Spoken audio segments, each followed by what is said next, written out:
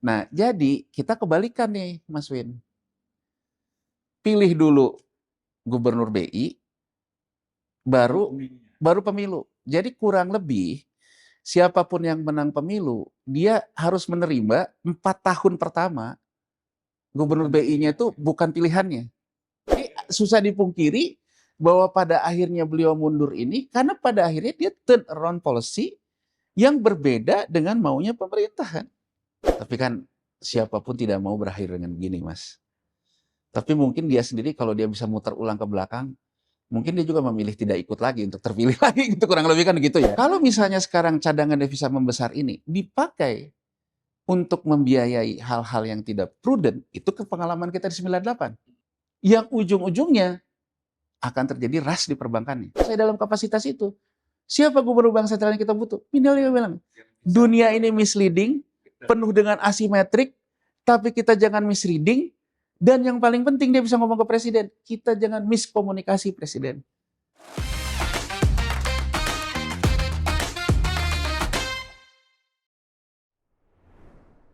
Salam Pancasila. Kawan, bertemu lagi dengan saya Winarko Ngantiwani di Ruang Dialektika. Kemarin, hari Senin, Gubernur Bank Indonesia tiba-tiba mengundurkan diri. Ada banyak spekulasi tentang itu tentu saja. Dan apa kira-kira dampaknya bagi perekonomian Indonesia, khususnya mungkin nilai tukar rupiah yang kemarin sempat membaik, tapi beberapa minggu belakangan ini naik lagi di level 18.000 gitu ya. Untuk memahaminya, kita undang kembali ke Ruang Dialektika salah satu ekonom favorit kita, Bung Yanuar Rizky. Salam Pancasila. Salam Pancasila, Mas Win. Ya. Terima kasih sudah mau datang ke Ruang Dialektika lagi. Kenapa ini tiba-tiba mundur? Pertanyaannya lagi masyarakat itu, ini mundur apa dimundurkan? Ya, Pandangannya Bung Yanuar gimana? kalau pandangan saya, ini soal waktu aja, kalau soal Pak Peri. Kenapa saya mengatakan gitu, Mas Win? Maksudnya memang sudah ada rencana mundur gitu? Sudah ada tekanan lah untuk dia, entah itu dia mundur atau dimundurkan, tapi tekanan itu udah terlihat. Misalnya saja, kenapa sinyal ini saya lihat gitu ya, Mas Win ya. Jadi di Januari 2025 kan, tahu-tahu kan kita dihebohkan bahwa ruangan Gubernur BI di OTT oleh KPK terkait dengan soal CSR. Nah, dari situ saya melihat bahwa oh ini sih memang disuruh mundur atau diberikan tekanan mundur. Kenapa demikian, Mas Winarko? Undang-undang BI kita tuh sangat kuat. Jadi sebetulnya Gubernur BI itu tidak bisa diberhentikan, hanya bisa diberhentikan kalau ada kasus pidana. Oke. Jadi prinsip independensi itu ya? Prinsip independensi. Sehingga menurutku bahwa dia kemudian dikena kasus itu, bahwa itu selangkah lagi menuju ke pergantian. Nah, pada waktu itu, saya juga banyak media nanya ke saya. Menurut saya, sebelum kita bicara soal Pak Peri, menurut saya memang ada persoalan kesalahan dalam setting kita kelembagaan. Jadi misalnya saja, Mas Win ya, di negara-negara yang menganut gubernur bank sentral independen. Jadi dimanapun gubernur bank sentral itu posisinya seperti ini. Yang modelnya itu diajukan oleh presiden, dipilih oleh parlemen. Gitu ya. Nah, di negara lain, ya misalnya di Amerika misalnya, itu sebetulnya dilakukan 1 tahun setelah presiden terpilih. Jadi begitu 1 tahun presiden terpilih, dia mengajukanlah calon gubernur baru. Sehingga sebetulnya ada interkoneksi bahwa seorang presiden terpilih, dia juga punya kewenangan sebagai kepala negara. Jadi gini, konsep bank sentral independen itu, dia independen kepada presiden sebagai kepala pemerintahan, Mas. Tapi kalau presiden sebagai kepala negara, dia tidak independen karena dia lembaga negara. Jadi kita harus pahami dulu yang dimaksud independen itu apa. Yang dimaksud independen itu adalah otoritas moneter independen terhadap pemerintahan. Jadi kebijakan politiknya pemerintah tidak akan mempengaruhi. Tidak akan mempengaruhi. Tapi kalau sebagai kepala negara, dia tidak independen sebetulnya. Jadi artinya sebetulnya setiap kepala negara pasti dia punya keinginan dong. Meskipun itu ada independensi, tapi dia juga punya keinginan dong menata kelembagaan negara. Nah, itu di ruang-ruang di negara-negara maju, 1 tahun setelah terpilih, konvensinya seperti itu ya. Jadi kalau ada presiden baru setahun kemudian Ya. Nah, kita ini persoalannya kesalahan sejarah kan. Kita memulai tradisi independensi Bank Sentral ini dipicu oleh krisis moneter tahun 98. ya. Kemudian ada amandemen Undang-Undang BI yang mengakibatkan independensi itu. Undang-Undang 23 Heeh. 99 ya. Nah, kemudian kita kan waktu itu pemilu dipercepat di tahun 99. Gitu ya. Nah, jadi kita kebalikan nih, Mas Win. Pilih dulu gubernur BI, baru pemilu. Jadi kurang lebih siapapun yang menang pemilu, dia harus menerima 4 tahun pertama gubernur BI-nya itu bukan pilihannya. Nah, jadi waktu itu saya berkomentar, sebetulnya kalaupun ini terjadi kriminalisasi, ya, karena ujungnya adalah seorang presiden ingin mengganti seorang gubernur bank sentral, dan mengganti gubernur bank sentral itu terkait dengan kesulitan, hanya soal pidana. Maka saya waktu itu berkomentar, sebenarnya harusnya kita itu melakukan moratorium terhadap itu. Agar ada nyambung gitu, bahwa gubernur bank sentral itu sebagai pimpinan tertinggi lembaga negara, memang ada hak kepala negara juga untuk menentukan. Jadi kekacauan pada waktu itu menurut saya terletak di situ. Oke. Nah, Dan ini 5 tahunan ya periodenya ya. 5 tahun. Dia nggak bisa diperpendek kalau nggak ada pidana tadi. Nggak ada pidana. Jadi artinya menurut saya sebetulnya pelajaran dari situasi hari ini, sebenarnya menurut saya memang harus ada setting kelembagaan baru nih. Apakah sekarang misalnya nanti kalau terpilih gubernur lagi, mungkin gubernur ini hanya sampai ke 2030 misalnya. Agar kita ada proses baru bahwa siapapun nanti yang terpilih, kalau dia memang ingin mengganti, ya dia punya chance untuk itu. Kan sama juga parlemennya pun parlemen baru kan, Mas Win. Iya, iya. Parlemen baru pun bisa jadi kan memang menginginkan perubahan komposisi ya. Jadi satu, ada persoalan kesalahan mendasar di situ. Di kelembagaannya. Di kelembagaan. Nah, ini semakin nyata saya lihat ketika kemudian beberapa saat setelah OTT itu, muncullah pembahasan di parlemen untuk revisi Undang-Undang P2SK. Dalam Undang-Undang P2SK itu orang ributkan bahwa independensi BI akan dirubah. Dengan kata lain, BI bisa dievaluasi, OJK bisa dievaluasi, hasil evaluasi bisa memberhentikannya. Ini sinyalnya kan, Mas Win.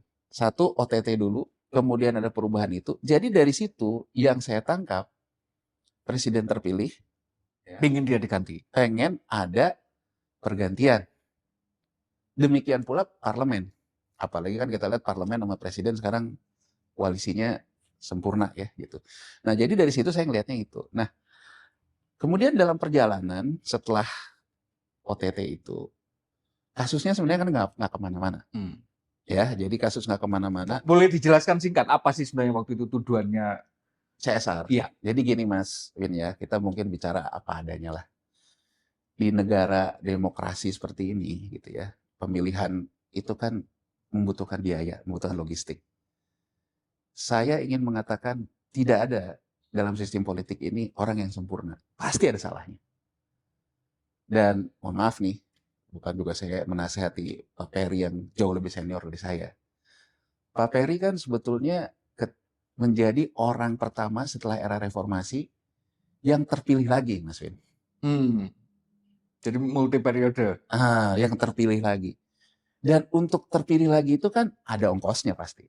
Kita bicara terbuka aja. Ya kan berarti kan ada ongkos. Nggak cuma-cuma lah. Nggak cuma-cuma. Ketika sebelumnya pun pasti ada ongkosnya. Nggak ada yang cuma-cuma. Meskipun dia katakan saja dipilih oleh seorang presiden, mendapatkan dukungan politik, tapi kan parlemen juga urusan lain. Ya kan Mas Win? Atau stay in the good grace-nya presiden itu kan juga butuh ongkos gitu. Ya, kan kurang lebih gini loh Mas Win. Katakan saja presiden memberikan dukungan politik kepada seseorang. Tapi ketika dia berhadapan sama parlemen, selesaikan sendiri gitu ya. Kondisikan sendiri gitu ya. Berbeda kalau misalnya calonnya ada 2, wah ini jadi enak buat parlemen kan? Diadu kan? Apalagi kalau presidennya tidak punya preferensi. Jadi menurut saya preferensi presiden dan kemudian diselesaikan di parlemen hanya menurunkan biayanya aja Mas Wid.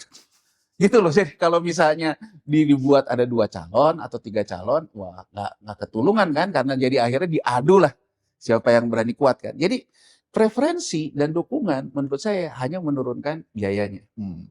Dan gini Mas Wid, yang saya perhatikan, yang saya perhatikan itu sebetulnya begitu dia misalnya calonnya cuma satu, gitu ya.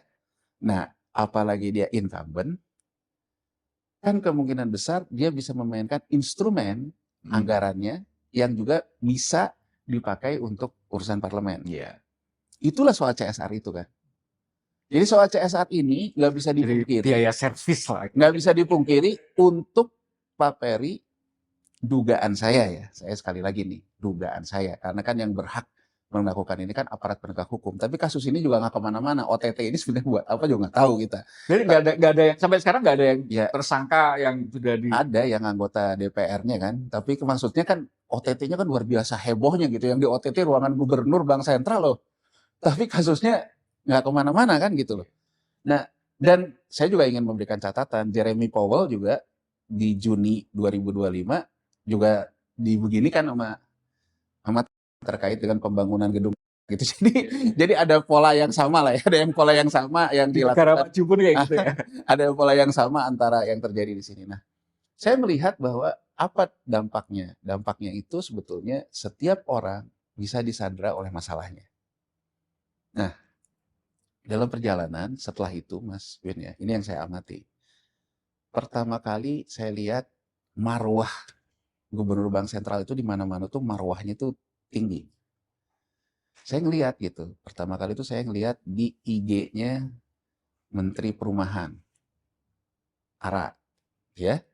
Dia kemudian duduk di kursinya, Pak Peri datang ke rumahnya. Menurut saya itu marwahnya turun. Seorang Gubernur Bank Sentral loh, Datang menghadap menteri. Gitu. datang menghadap menteri yang kita tahu mungkin menteri itu juga memang mungkin punya kapasitas politik, nggak tahu lah kita. Yang dibicarakan adalah dukungan BI terhadap program 1 juta perumahan. Pada waktu itu saya juga termasuk yang berkritik, 1 juta perumahan jadi masalah di Cina hari ini. Pernah kita bahas di sini, gitu ya. Dan yang saya komentari juga di Kompas kalau nggak salah, yang saya komentari tidak sepatutnya Gubernur Bank Sentral mendatangi. Karena kalau saya nggak salah ingat itu kan dulu nalarnya itu begitu ditinggikan tuh karena kemudian kan dikeluarkan dari kabinet kan gitu kan. Terus habis itu pemerintah tidak boleh menginstruksikan, hanya boleh mengkomunikasikan kan gitu kan. Ya. Artinya kan tidak ada subordinat di situ gitu. Ya. Kemudian yang kita lihat Mas Win, perjalanannya mulailah ketemu dengan Danantara, ketemu segala macam. Komitmen BI memberikan dukungan terhadap program-program strategis pemerintah, termasuk KDMP dan sebagainya. Nah, saya ngelihat pada waktu itu, oh ini sinyalnya posisi Gubernur Bank Sentral terancam, lemah. Tapi kenapa dia juga mungkin memperlemah dirinya? Karena mungkin survival zone juga di dia. Ya kan, di tengah mungkin ancaman kasusnya. Ya. Apa yang bisa digapai. Jadi saya Mas Win, dari point of view itu, melihat sinyal itu, sebetulnya soal Pak Peri ini menurut saya soal waktu. Ya. Gitu ya. Nah, sekarang kita lihat dari konteks membaca kondisi pasar yang diakibatkan Gubernur BI yang kurang lebih melayani apa maunya pemerintah. Mungkin orang bilang fiskal dominan itu. Yang dominan itu fiskalnya dibandingkan moneternya. Apa yang terjadi, Mas Win? Sebetulnya di Februari 2025, tekanan terhadap rupiah kita itu sudah terjadi. Ya kan? Kemudian yang waktu itu pemerintah sendiri dalam posisi defisit kan.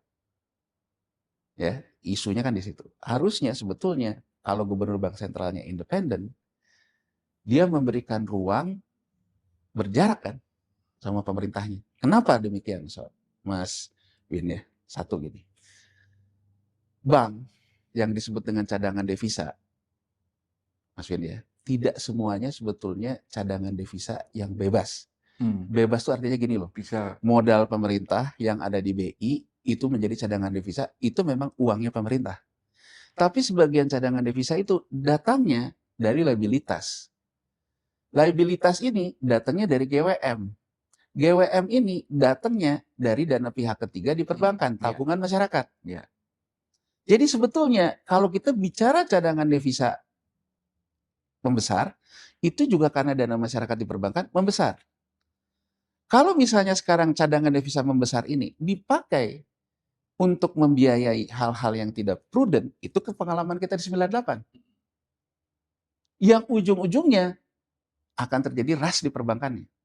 Jadi saya ingin mengatakan gini Mas Win, yang harus kita sadari bahwa uang perbankan yang besar itu bukan uang pemerintah.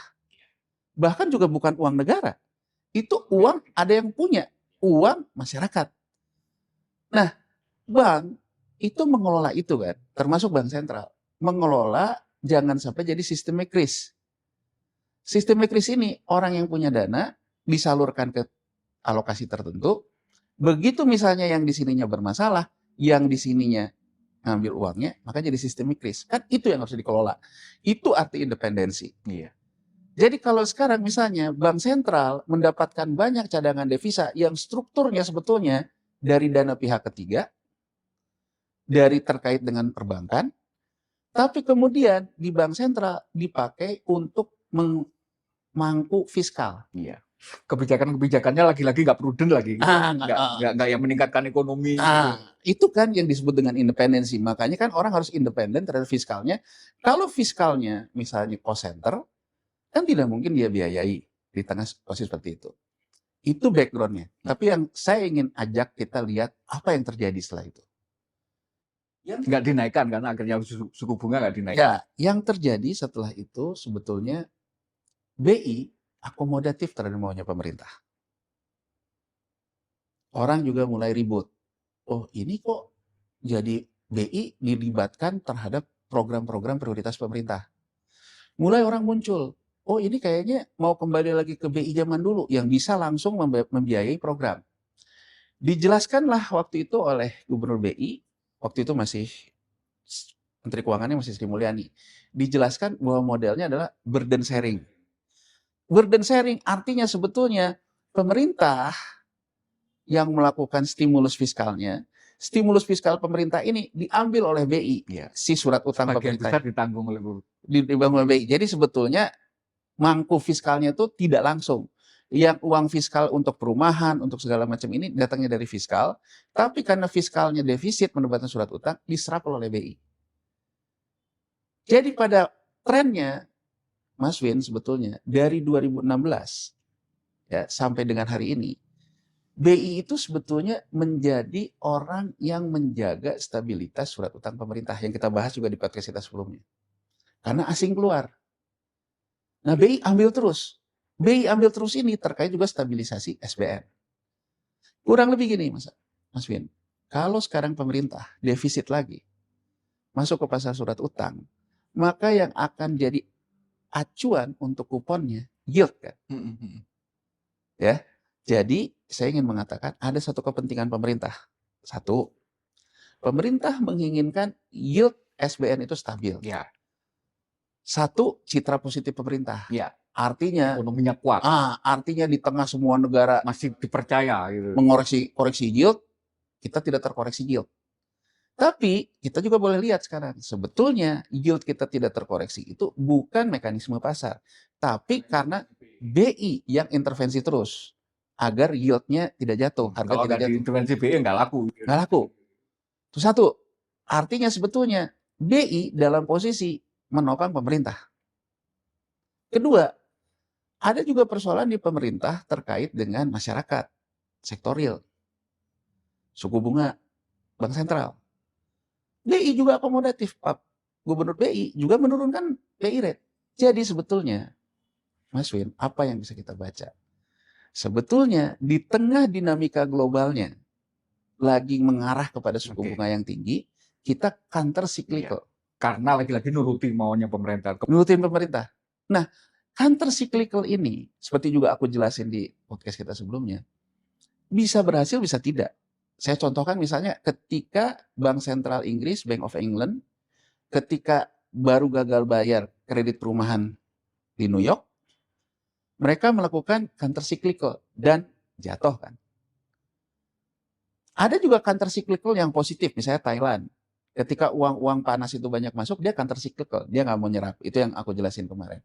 Nah sebetulnya pertanyaannya, ketika BI melakukan counter cyclical, melawan arus pasar, Yang selalu dikatakan oleh Pak Peri adalah fundamental kita kuat, ekonomi kita kuat, negara lain banyak yang iri sama kita. Persis dengan narasi yang Sampaikan Presiden. disampaikan Presiden. Problemnya, Mas Win, dulu masih kita bisa jelasin, kok rupiahnya melemah? Oh, karena dolar indeksnya menguat. Karena kan selalu begitu ya, menguat. Problemnya di Februari 2026, dolar indeks turun. Harusnya kita menguat rupiahnya. Turun ke 96, rupiah kita Ikut-ikutan turun. tetap kan harusnya menguat. Iya, makanya. Harusnya kan menguat kan, karena dolar indeksnya kan gini, logikanya kalau pelemahan rupiah itu diakibatkan dolar indeks, Kalau mereka turun, kita naik. kita naik. Nah, di Februari 2026 itu tidak terjadi. Mulailah ada isu lembaga rating yang meragukan kita segala macam. Tetap stance dari BI tetap mengatakan kita nggak ada apa-apa. Bahkan dia juga dalam salah satu RDG masih akomodatif terhadap maunya pemerintah itu. Nah, singkat cerita, aku ingin memberikan gambaran ini. 2022, Mas Win ya, Gubernur Bank Sentral Jepang mengatakan bahwa Jepang akan turn around policy terhadap, maksudnya apa itu? Jadi Jepang ini setelah krisis surat utang tahun 80, tahun 85 kan Jepang ini masuk ke SDR IMF. Dalam masuk ke SDR IMF ini, Jepang ini menerapkan yang namanya negative interest rate. Jadi Mas Win, sebetulnya yang merintis yang disebut dengan quantitative easing, itu Jepang. Cetak uang itu Jepang, bukan. Nah, dia dengan dia menurunkan suku bunga ini, negative interest rate ini, Asia jadi liquid. Banjirlah pasar Asia. Ada uang beredar yang di carry trade dari Jepang. Dan kalau kita lihat, ada data elastisitasnya, saya ada ukurannya. Jadi sebetulnya peran Jepang di kebijakan negatif interest rate di 85 itu memang membuat ruang juga untuk Cina bisa semaju ini. Terlepas Cina juga punya capital control. Tapi Cina juga sebetulnya diuntungkan oleh kebijakan likuiditas Asia yang memang dihasilkan dari Jepang tadi ya. Dari Jepang. Dan kita, Indonesia. Jadi saya waktu itu mengatakan, nih hati-hati nih. Kalau Jepang turn around policy, maka Asia akan cenderung kekeringan likuiditas. Orang masuk semua ke Jepang, keuangan. Artinya, Jepang keluar dari kebijakan BOJ rate negatif ke BOJ rate positif. Itu tahun 2022. Di 2022, di 2023, Bank Sentral Jepang mengatakan lagi bahwa kami juga akan melepas surat utang pemerintah Jepang dari neraca kami. Jadi gini, kalau sekarang orang yang menyerap surat utang pemerintah ke dalam neracanya, itulah yang disebut dengan quantitative easing, Mas Win. Ya kan? Jadi ambil surat utang pemerintah negative interest rate. Nah, Jepang bilang kita akan melakukan adjustment. Ini yang disebut dengan normalisasi kebijakan. Kenapa Jepang mengatakan demikian? Karena Jepang bilang melakukan normalisasi kebijakan sejak 2020. Jadi gini Mas Win, ceritanya, cerita singkatnya, neraca itu penuh dengan surat utang pemerintah, penuh dengan surat-surat yang mereka atasi untuk krisis di 2008. Mulai 2020 dilepas terus nih. Jadi menurut Jepang, kalau semua bank sentral negara maju juga memikirkan negaranya sendiri, Jepang juga memikirkan dirinya sendiri. Ngapain saya harus menanggung beban ini seluruh negara? Menjadi penopang Asia gitu loh. Sementara semua negara gitu. Likuiditas semua negara. Jadi dia melakukan yang namanya adjust. Jadi dua hal nih Mas, kalau Jepang nih. Rate-nya dia naikkan, yield-nya dia naikkan juga. Ini artinya suku bunga tinggi di perbankan, volatilitas tinggi di pasar keuangan. Nah, dalam iklim seperti ini, kalau kita tidak menginginkan ada crowding out, modal pada ke Jepang semua, pada keluar semua, maka satu, kalau kita pro terhadap konsep perbankan, naikkan BI rate. Kalau kita pro terhadap volatility, kita biarkan yield kita terkoreksi. Dua pilihan ini. Ini yang saya maksud counter cyclical. BI dua-duanya sama-sama tidak dia lakukan. Masalahnya kalau itu dilakukan, kesan bahwa pemerintah kinerja pemerintah lemah akan muncul kan gitu. Muncul dan kemudian kan Publik kan juga akan marah karena kemudian oh iya, dan ini kan ada bunga semacam dalam setiap pidato yang selalu diulang-ulang ada semacam sesuatu yang selalu didengungkan seolah-olah kita ini menjadi negara kaya bahkan lebih kaya dari negara kaya gitu kan. Kurang lebih kan narasinya seperti jadi nggak itu. populis kalau Nggak tiba-tiba populis. semuanya dinaikkan. Ini menjadi masalah sebetulnya ketika Bank Sentral juga mengalami tekanan dari mengatakan bahwa turun Fed rate cepat. Iya, karena lagi-lagi dia juga sama kayak Jepang tadi kepentingannya kan, yang pentingin negara luar gitu. Nah, yang terjadi Terus kan gitu. dari gambaran ini Mas Win, aku ingin memberikan gambaran. Sebetulnya Bank Sentral itu ada dua pilihan. Ketika inflasi terjadi, maka kompensasi inflasi, kalau yang alirannya Keynesian, naikkanlah namanya suku bunga acuan Bank Sentral. BI rate, Fed rate.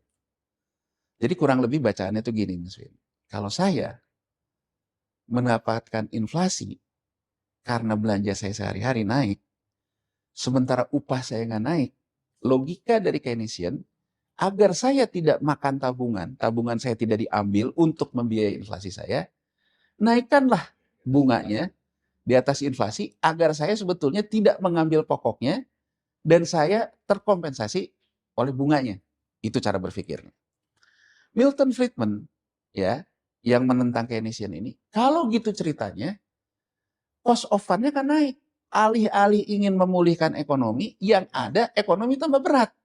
Karena sektor realnya akan mendapatkan kenaikan bunga. Apa yang ditawarkan oleh kelompok monetaris ini, kelompok Milton Friedman ini? Dia bilang, inflasi itu kan persoalan jangka pendek. Jadi baik Keynesian maupun monetaris sama-sama sepakat. Inflasi sesuatu yang harus diperangi. Menurut kelompok monetaris, karena sifatnya temporer, biarkan saja sebetulnya inflasi itu jangan dibiayai oleh kenaikan suku bunga bank. Tapi dari utilisasi aset pasar keuangan. Kurang lebih, volatilitasnya dinaikin. Jadi volatilitas itu menjadi kompensasi bunga. Artinya, Mas Win, dari saya sederhana menceritakan ini, kalau Bank Sentral menganggap spekulasi berlebihan harus direm, spekulasi berlebihan itu cirinya apa? Volatility yang naik. Maka Bank Sentral harus naikin yang namanya suku bunga acuan. Itu roll of thumb-nya tuh. Ya kan? Nah, dengan pilihan dari yang mengatakan, oke, kita akomodatif, Fed rate-nya turun ataupun tetap, kompensasinya akan diberikan oleh mana? Dilepas oleh dia. Yield US Treasury-nya naik. Jadi lebih menarik kan untuk kemudian ditaruh di sana. Nah, jadi kita itu, apalagi mengaktifkan perang Iran itu kan dengan harga energi. Sejak Februari 2026, kita menghadapi situasi global yang semua melakukan adjustment terhadap yield surat utang pemerintahnya. BI masih nahan, Mas Win. Mulai naik itu kapan BI itu? Nah, dia masih nahan terus kan, nahan terus. Nah, ini yang terjadi anomali. Bahkan ketika dolar indeksnya turun ke 96 kemarin, rupiah kita melemah, dan yang jadi masalah cross currency. Oke. Jadi mata uang negara lain jadi ikut turun gitu. Rupiah terhadap Vietnam dong melemah. Terhadap Singapura dolar melemah. Saya ingin fokus ya kan. Jadi nggak bisa dibantah kalau problemnya di kita ya. Orang kan selalu ngomong dibandingkannya sama Singapura. Bahkan pada saat itu, masalahnya rupiah itu menjadi mata uang yang lemah karena terhadap cross currency-nya pun dia lemah. Bukan hanya terhadap dolar. Nah ini kan jadi pukulan. Termasuk kalau saya nggak salah di DPR yang dikatakan primus itu ke Pak Peri kan. Anda kan harusnya di situ kan mundur kan. Di sini Mas Win, menurutku dari sudut pandang legacy Bank Sentral, tanggung jawab Bank Sentral, artinya kebijakan counter cyclical Bank Sentral itu negatif. Karena cirinya apa Mas Win? Aku ingin menegaskan ya, cirinya apa? Ketika DXY-nya melemah, rupiah kita tidak menguat, artinya sebetulnya ada kebijakan yang salah. Nah, karena tekanan terus terhadap nilai tukar ini besar terhadap Pak Peri, saya lihat, dia turn around juga nih policy-nya. Kalau dia sekarang udah ketinggalan kurva, di belakang kurva, dia naikin BI rate berkali-kali bahkan mingguan kan, Iya, sampai 4-5 kali ya. 4-5 kali. Kemudian dia juga kalau kita lihat Mas Bin, mulai melepaskan yang namanya relaksasi terhadap yang tadinya dia tahan terus yield SBN kita Iya. naik. Di sisi yang lain, karena juga udah telat di belakang kurva, harus juga melakukan intervensi pasar di pasar kan, secara langsung. keuangan. Artinya dia membutuhkan likuiditas untuk intervensi itu. Ada nih pertemuan nih antara Menteri Keuangan Pak Purbaya, Gubernur BI Pak Peri, dan nggak tahu pertemuan sama DPR apa pertemuan sama wakilnya ya. Tapi yang jelas di DPR kan dengan Dasko itu. Disepakatilah kan waktu itu bahwa SAL akan ditarik balik ke BI. Apa yang bisa kita baca di situ? Karena BI turn around policy dan BI juga harus butuh banyak likuiditas, maka uang itu harus balik. Responnya kemudian menjadi berbeda karena setelah itu nggak berapa lama direksi dan komisaris Bank Himbara dipanggil ke istana kan, dan stansnya setelah itu bahwa Bank Himbara harus membiayai kredit dan sebagainya itu kan, KDMP macam-macam itu. Salnya dibalikin lagi. Dibalikin statementnya di DPR lagi. Yang ada di situ bukan Gubernur BI, tapi Deputi Gubernur Senior BI, Destri, Wakil Menteri Keuangan, Juda Agung. Dia mengatakan, Juda Agung sebagai Wakil Menteri Keuangan mengatakan bahwa SAL tidak jadilah ke BI, akan kita tambah ke Bank Himbara. Di sini, di fait accompli ya sudah ya. Kalau sekarang kita baca dengan presisi, di sini artinya sebetulnya sudah ada gesekan antara otoritas moneter dengan otoritas fiskal.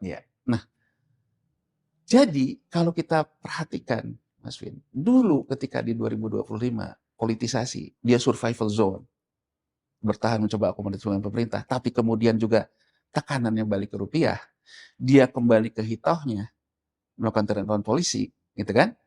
Kejadiannya hari ini, dia mengundurkan diri. Jadi kalau menurut saya, susah untuk dipungkiri. Iya. Itu ada kontribusinya dia sendiri. Jadi susah dipungkiri bahwa pada akhirnya beliau mundur ini, karena pada akhirnya dia turn around policy yang berbeda dengan maunya pemerintahan. Jadi sebelumnya dia mencoba akomodatif, tapi rupiahnya tertekan. Dia turn around policy, mulai nih sebetulnya, mulai yang tadi Mas Win bilang nih, mulai ngikutin arahnya DXY. Gitu kan? Mulai ngikutin arahnya DXY, ya akhirnya dia sekarang mundur kan gitu. Intinya kalau menurut pendapat saya, kita tuh ada trade off policy. Sebenarnya gini loh Mas Win. Kan sekarang ini soal rapat KSSK ya, bahkan sampai dipimpin Presiden masukin kemarin ya. Kan gini loh Mas Win, kalau di dalam rapat KSSK, katakan saja, kan Ketua KSSK Menteri Keuangan. Katakan saja bahwa menginginkan diteruskannya counter cyclical. BI rate diturunkan lagi, stabilisasi terhadap SBN dilakukan. Artinya, gentleman agreement harus menerima kondisi rupiahnya melemah. Itu trade off-nya. Dan harus menerima masyarakat teriak-teriak kira-kira gitu. Iya, pilihannya. Kalau itu memang pilihannya yang dibutuhkan, kan tinggal bagaimana komunikasi ke masyarakat bahwa rupiah melemah ini bagian dari menstabilkan sistem keuangan. Jadi pahit-pahit dikit telan lah biar telan. Tapi kan gini loh, kalau misalnya dikatakan, kalau polisinya seperti itu, saya mengilustrasikan, kita kan nggak ikut KSSK. Saya mengilustrasikan, mungkin terjadi perdebatan di rapat KSSK terakhir. Mungkin perdebatannya, BI turunin deh, terus BI tahan lagi SBN-nya. Mungkin Gubernur BI mengatakan, oke, kalau sekarang kita counter cyclical lagi, di tengah sekarang juga tambah tinggi, inflasi tambah tinggi, maka kemungkinan besar rupiah harus kita lepas. Dan kemudian pemerintah mengatakan, jagain juga. Jadi ini menurut pendapat saya, dan ini hanya ilustrasi ya, bahwa situasi di KSSK menurut saya, pemerintah segala mau, tapi nggak mau konsekuensinya. Tapi tidak mau konsekuensi, dan mohon maaf, merasa kaya. Mas Vin. Ya itu saya heran sampai sekarang. Dari mana sih mengasumsikan kaya itu ketika kondisi apa istilahnya, ya makronya seperti itu, kondisi pemasukan keuangannya, pajaknya kita nggak pernah melompat signifikan. Sekarang kita rasional aja. Commodity cycle juga sedang turun, nggak terlalu tinggi. Kita rasional aja. Kalau benar kita kuat fundamentalnya, ketika kita melakukan counter cyclical, kita nggak anomali loh. Jadi ketika kita counter cyclical, ketika si DXY-nya turun, walaupun kita counter cyclical, ikut menguat. Artinya sebetulnya benar apa yang kita katakan. Dan gini loh, Mas Win ya, saya ingin menganalogikan sederhana deh. Orang pergi ke dokter, demam tinggi. Saya contohin saya lah. Saya, kalau misalnya demam tinggi ke dokter, yang orang pertama kali periksa saya, jantung saya. Karena mungkin lihat badan saya, Mas. Iya kan? Sementara saya bilang, dok, tolong dong, kasih painkiller dulu. Tolong dong, obat pereda panasnya dulu. Dokternya bilang, oh enggak ini. Ini karena badan Anda besar, segala macam gini. Belum selesai ngomong, dia ngeceramah sama kita. Bapak ini gaya hidupnya begini. Bapak ini sama dengan kita mengatakan gini. Uang kita itu dibawa kabur. Uang kita itu begini. Tapi kita lagi demam. Nggak ada yang salah. Saya ingin mengatakan, apa yang dikatakan oleh Presiden Prabowo, nggak ada yang salah. Benar. Tapi nanti aja dulu, uangnya belum ada soalnya. Persoalannya, sama ketika saya mencontohkan tadi. Ini yang sakit, ini semuanya. Ini lagi demam. Kita membutuhkan obat penurun panas dan painkiller. Jadi fungsi dari bank sentral dalam kondisi saat ini sebetulnya meredakan panas demam dulu, mengasih painkiller dulu, baru nanti kita bicara deh. Yang hal jangka panjang ini. Ini sama aja dengan gini, Mas. Ngomong terus. Nggak dikasih-kasih. Nggak dikasih-kasih. Orang lewat. Karena tidak segera diberikan peneredam panas dan diberikan painkiller. Dan menurut pendapat saya kan ini masalahnya loh. Sebenarnya kita itu kan banyak nih nanti yang komen nih. Antek IMF lah, antek apalah segitu ya. Kan gini loh, menurut saya orang yang termasuk pro terhadap pengendalian DHE. Saya berkali-kali ngomong di tempat Mas Win juga. Iya. Dan hasil ekspor. Ya siapa sih yang nggak mau? Siapa yang nggak mau? Tapi menurut saya yang perlu kita atasi saat ini persoalan-persoalan jangka pendek. Persoalan jangka pendek ini, kalau kita memang bisa melawan pasar, kita tidak akan terjadi anomali. Tapi kalau kita tidak bisa melawan pasar, jangka pendek, kita akomodatif kan. Kan gini, kata Sun Tzu, Mas Win. Sun Tzu tuh bilang gini, kalahkanlah musuhmu dengan energi terbesarnya. Artinya kan Sun Tzu mengatakan energi terbesarnya apa? Volatility. Artinya kita adaptif dulu dong. Kalau semua volatility, kita memberikan ruang dong terhadap volatility. Karena kalau energi kita habis di sana, apalagi yang problem besar-besar tadi, jangan-jangan besok kita sudah pingsan kan. Nah, jadi sebetulnya dari asumsi sederhana, menurut saya kita tuh bicara dulu jangka pendek nih. Karena kita tidak akan pernah bisa membenahi jangka panjang kalau waktu kita di jangka pendek step gitu loh. Kayak demam tadi gitu loh. Misalnya lagi bahas karena telat diberikan pereda panas, telat diberikan painkiller, step kan. Jadi menurut saya ini yang disebut dengan respon kebijakan. Ini juga yang diinginkan oleh banyak pihak sebagai dokter perekonomian. Iya.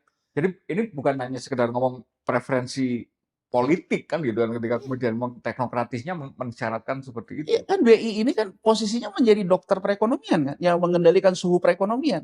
Kalau sebagai dokter dia melihat suhu perekonomiannya harus dikasih painkiller dulu, kita harus memberikan keleluasaan dong untuk dia memberikan painkiller, memberikan pereda demam.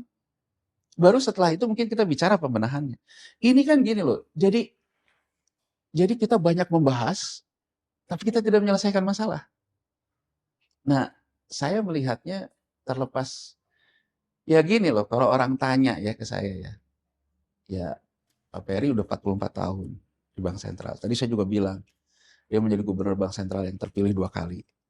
Menurut saya pencapaian pribadi udah cukup lah. Tapi kan siapapun tidak mau berakhir dengan begini, Mas. Tapi mungkin dia sendiri kalau dia bisa muter ulang ke belakang, mungkin dia juga memilih tidak ikut lagi untuk terpilih lagi. Itu kurang lebih kan gitu ya. Ya kan, Mas. Ya, complicatednya. Complicated. Jadi menurut saya ya sebagai sesama profesional, sebagai masyarakat yang bisa kita pelajari, memang kita kadang-kadang tuh harus punya yang namanya sense untuk tahu kapan berhenti sih. Jadi kalau saya contohkan, Pak Peri ini nasibnya percis kayak Soeharto.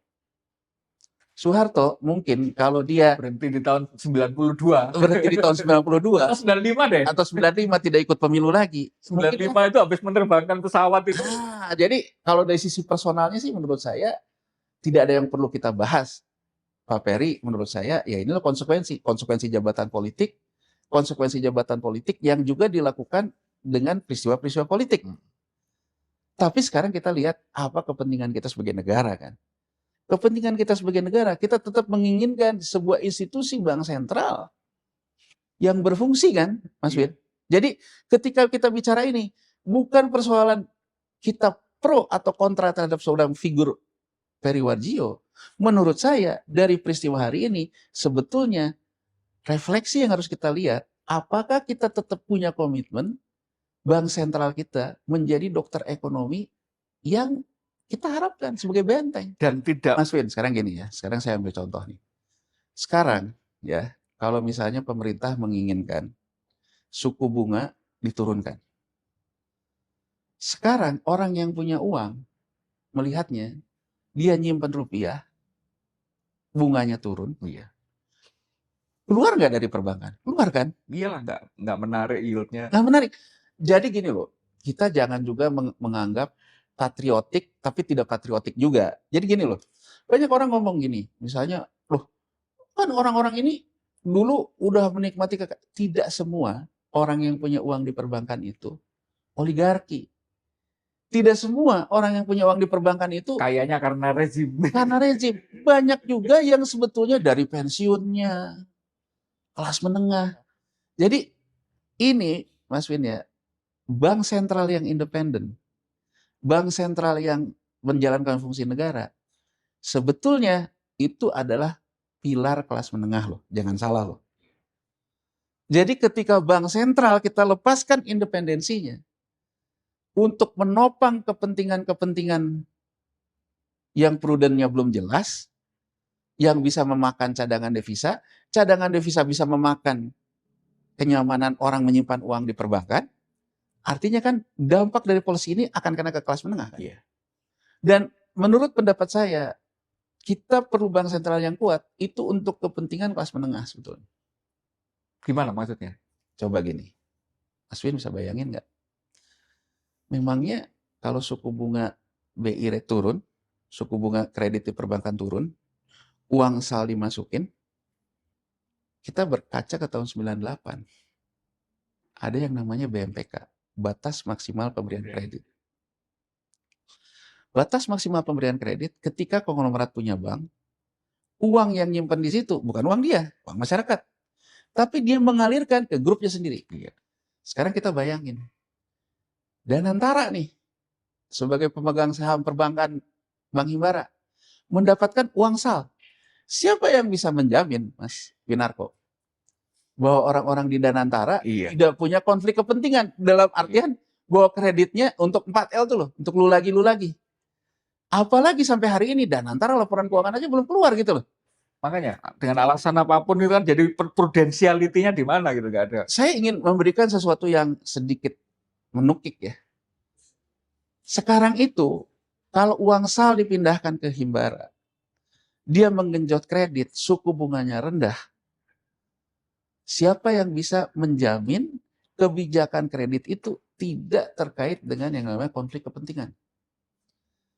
Dan saya ingin mengatakan, kemarin Presiden mengatakan, dalam rapat KSSK disertai juga Danantara. Saya nggak ada komplain terhadap itu.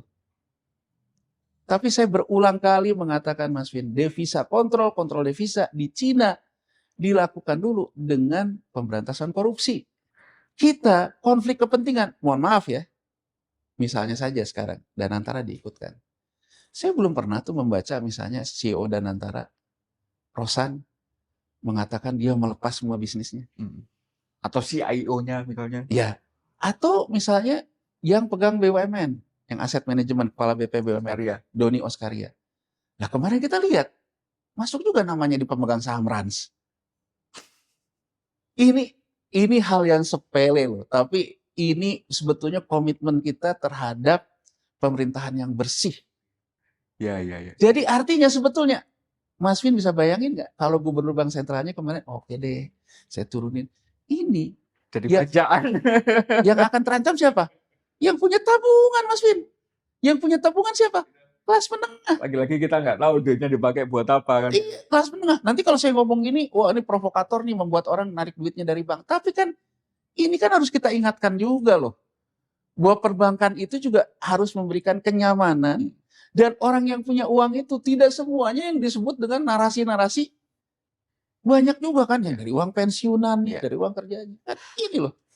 Bang, ini kan kemudian kita dihadapkan pada sebuah kondisi bahwa berurutan gitu ya. Mulai dari Sri Mulyani tahun 2025. Awal tahun kemarin setelah rame-rame MSCI mengancam kita di frontier kan itu bursa sempat 2 kali halt. Itu juga rame-rame BI sama OJK, komisionernya juga mundur gitu. Sekarang apa namanya disusul gubernur BI gitu. Ini kan rasanya kayak satu rangkaian gitu ya.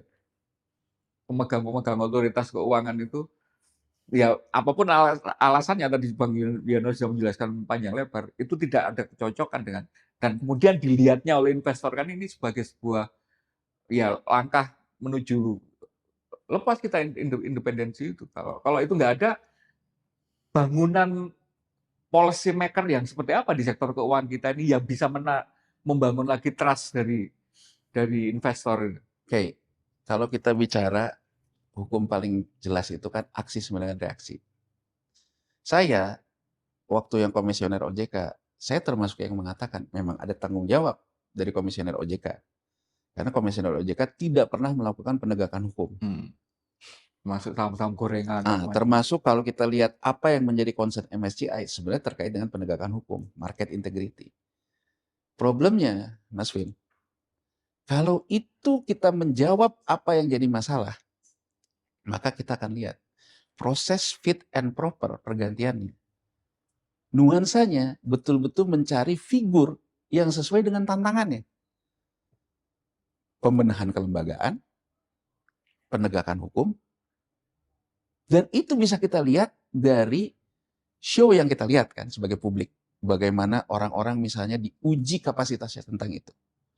Saya tidak mau menilai orang.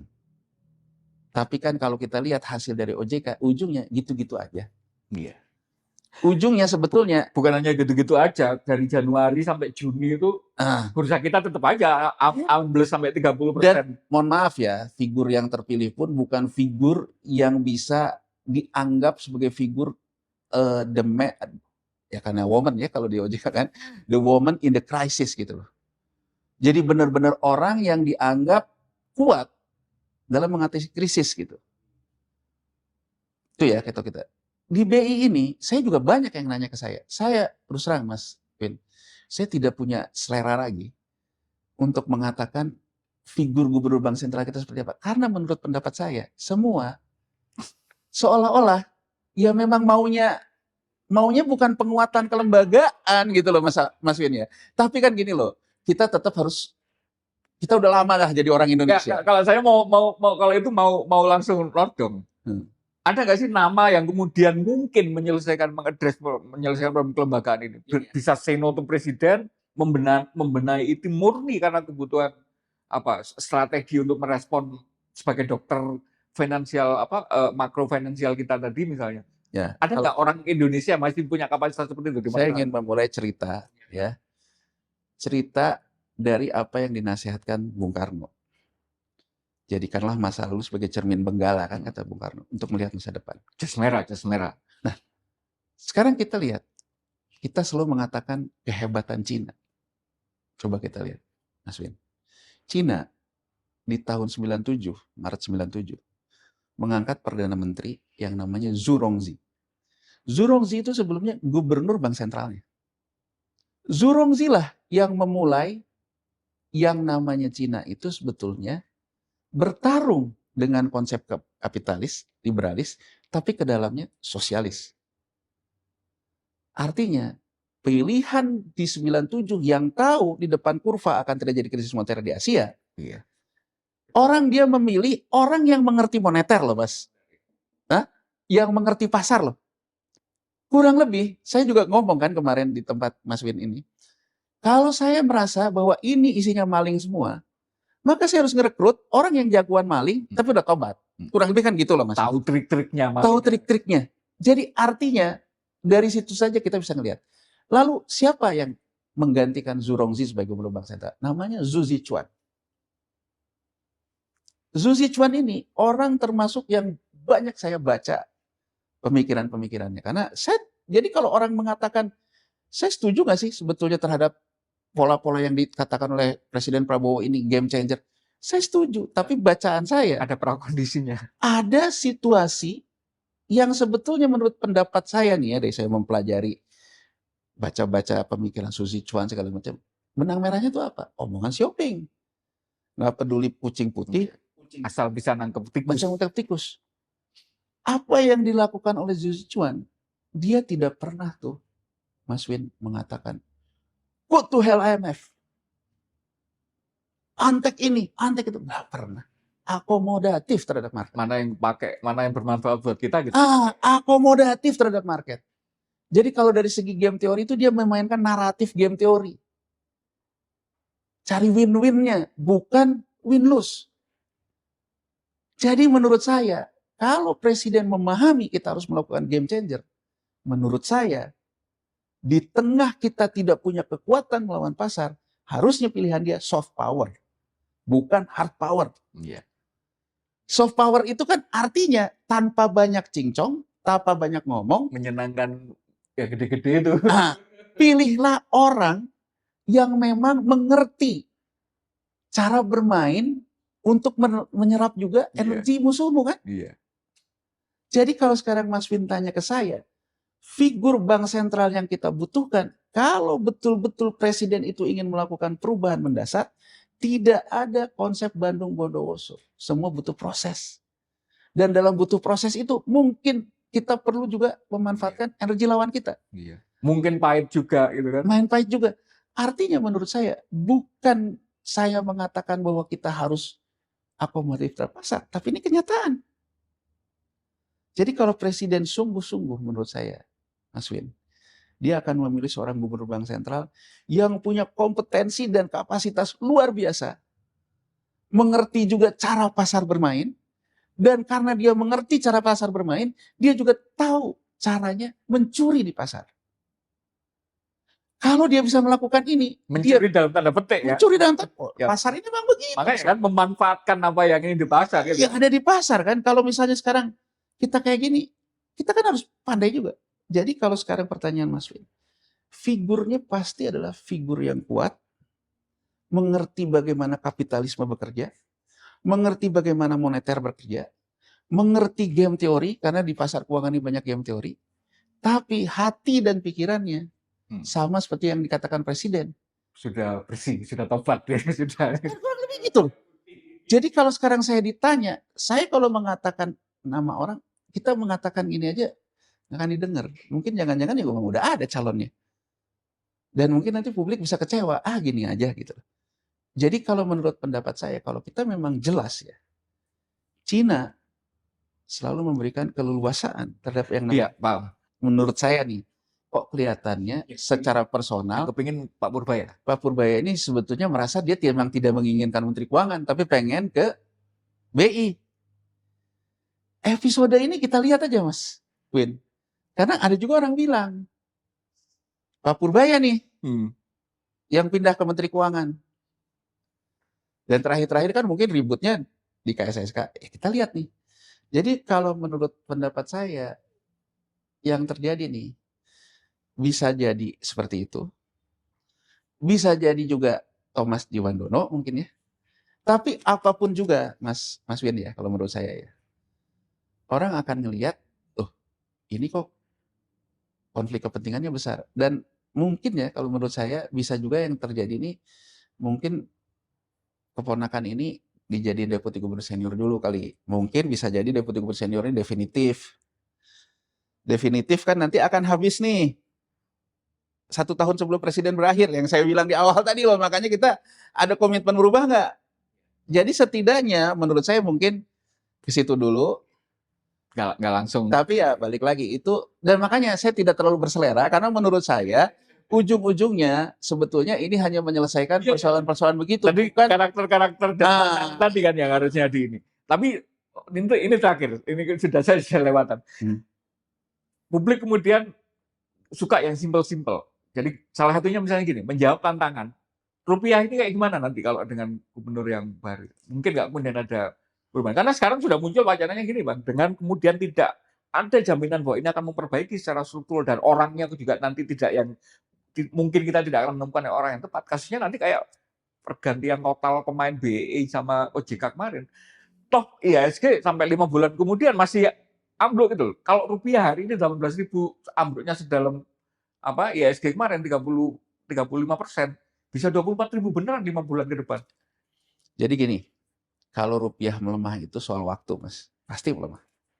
Jadi bicara 20.000 akan tercapai sepanjang sistem kita seperti ini. Ya kan, sistemnya itu seperti ini, artinya bahwa bank sentral itu dengan hanya mengendalikan volatility, itu soal waktu. Jadi artinya, saya juga ingin mengatakan gini, kalau orang bilang, kalau sekarang BI melakukan intervensi di pasar uang, kebijakan BI rate, ataupun apapun, garamin air laut, saya setuju. Kenapa? Karena masalahnya, di kutub kekuatan likuiditas Asia, Jepang, agresif menyerang. Terus naikin BOJ rate, terus naikin yield surat utang Jepang. Artinya sebetulnya likuiditas kering. Dari luar sudah seperti itu. Kevin Warsh, yang baru jelas stance kebijakannya. Kevin Warsh itu kecenderungan inflasi tidak akan dibiayai oleh kenaikan suku bunga loh, Mas. Artinya, dari pendekatan Friedman tadi ya, membiarkan volatility berlangsung. Kalau volatility berlangsung, suku bunganya tetap menarik, akan meningkat kan? Nah, sekarang kita sebagai negara ketiga emerging market, kalau volatility-nya meningkat, spekulasinya meningkat, maka sebetulnya rupiah kita akan menjadi mata uang volatility juga. Mau nggak mau kan? Mau nggak mau. Nah, kalau sekarang misalnya BI tidak melakukan stabilisasi volatility-nya, ya rupiah akan cepat nih menuju 20.000-nya, 25.000. Jadi sebetulnya yang BI lakukan pun paling hanya sekedar ya main kopling aja. Nahan dikit gitu. Nahan dikit. Tidak banyak yang bisa dilakukan. Kalau saya dalam kapasitas itu, siapa gubernur bank sentral yang kita butuh? Minimal bilang, dunia ini misleading, penuh dengan asimetrik, tapi kita jangan misreading. Dan yang paling penting dia bisa ngomong ke presiden, kita jangan miskomunikasi presiden. Masyarakat kita harus dicerahkan. Harus dicerahkan menjadi ikut kepada kita karena dia percaya kita mengerti persoalan, bukan memaki-maki persoalan. Dua hal berbeda loh Mas Win. Memaki-maki persoalan, Anda menciptakan teori ketakutan. Dan mengaburkan masalahnya. Ya semoga aja lah Mas Win, semoga. Aku sampai bingung menghentikannya karena banyak sekali hal yang itu menurut saya memang perlu minimal kalau di lingkaran presiden itu mendengarkan apa yang disampaikan Bung Yanwar tadi. Itu pasti banyak sekali insight yang mudah-mudahan kita hanya bisa bicara kan. Terima kasih banyak. Sama-sama Mas Yunarko. Yanwar, saya sangat mencerahkan pemahaman saya minimal untuk memahami BI ini. Kita ketemu di ruang dialektika berikutnya. Salam Pancasila. Salam Pancasila.